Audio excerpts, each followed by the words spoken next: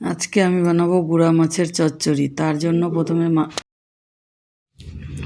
মাছগুলোকে ভালো করে ধুয়ে নিয়েছি।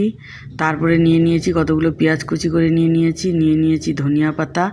তারপরে নিয়ে নিয়েছি হচ্ছে লবণ, হলুদ, পেঁয়াজ, রসুন বাটা। তারপরে যে মাছের মধ্যে লবণ হলুদ মেখে ভালো করে মেখে নিলাম লবণ হলুদ দিয়ে। দেখতে পাচ্ছেন ভালো করে মাছগুলোকে এখন কড়াই গরম করে নিয়েছি। কড়াই গরম করে আমি মাছগুলোকে দিয়ে দিলাম। হালকা করে মাছগুলোকে একটু নেড়ে সে করে দিয়ে দিলাম। দিয়ে এখন এটাকে ভালো করে ভেজে নেব। মাছগুলোকে ভালো করে ভেজে নিয়েছি। এখন কড়াইতে আবার তেল গরম করে দিয়ে দিলাম শুকনো লঙ্কা, দিয়ে দিব কতগুলো কালো জিরা।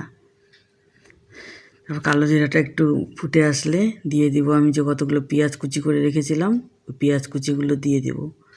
পেঁয়াজ কুচিগুলো দিয়ে কিছুক্ষণ নাড়াচাড়া করে পেঁয়াজগুলোকে একটু ভাজা ভাজা করে নেব। পেঁয়াজগুলো সব ভাজা ভাজা আমার হয়ে যাচ্ছে, দেখতে পাচ্ছেন। পেঁয়াজগুলো ভাজা হয়ে গেলে পেঁয়াজগুলো আমার ভাজা হয়ে যাচ্ছে পুরোপুরি। আমি লাল একটু বাদামি কালারের পেঁয়াজগুলোকে ভেজে নেব। আমার পেঁয়াজ ভাজা হয়ে গেছে। এখন দেখতে পাচ্ছেন আমি যে মশলাগুলো করে রেখেছিলাম, পেঁয়াজ, রসুন বাটা, জিরার গুঁড়ো, লঙ্কার গুঁড়ো, লবণ, হলুদ সব একসঙ্গে আমি দিয়ে দিলাম।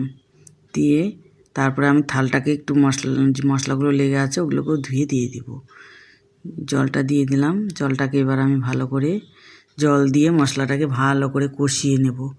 কিছুক্ষণ কষানো, পেঁয়াজটা যেন সিদ্ধ হয়ে যায় তার জন্য আমি একটু নাড়াচাড়া করে ঢেকেও দেব। কিছুক্ষণ নাড়াচাড়া করে নিলাম। এখন আমি একটু ঢাকা দিয়ে দিলাম।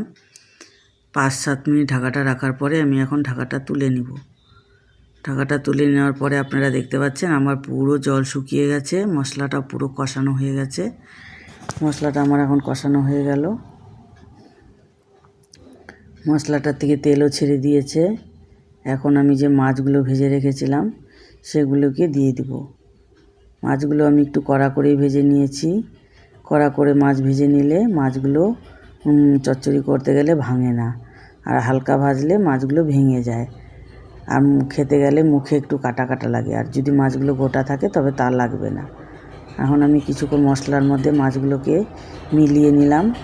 মিলিয়ে তারপরে আমি এক সাইডে জল গরম করে রেখেছিলাম।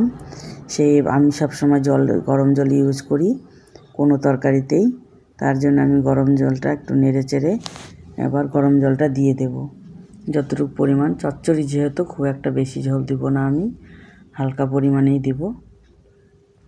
দিয়ে ঝোলটা যেন ফুটে আসে তার জন্য আমি হালকা জল দিয়ে দিয়েছি। এখন দেখতে পাচ্ছেন জলটা আমার ফুটছে, ঝোলটা। তো এখন আমি একটু হালকা আবার ঢেকে দেব, পুরোপুরি আমার যেন মশলার সঙ্গে মাছগুলো হয়ে যায়। আমি হালকা ঢেকে রেখেছিলাম। এবার ঢাকাটা তুলে নিলাম। আমি এখন কিছুটা ধনিয়া পাতা কুচি করে রেখেছিলাম, সেই ধনিয়া পাতা কুচিগুলোকে উপর দিয়ে ছিটিয়ে দেব।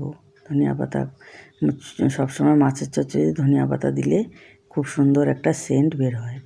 তার জন্য আমি এখন ধনিয়া পাতাগুলো দিয়ে দিয়েছি। আমার পুরো মাছের চচ্চড়ি রেডি। এই পুরো মাছের চচ্চড়ি যদি আপনাদের পছন্দ হয় তাহলে ফলো করুন, লাইক করুন, শেয়ার করুন, কমেন্ট করুন। আর দেখতে পাচ্ছেন কত সুন্দর আমার গুঁড়ো মাছের চচ্চড়ি রেডি।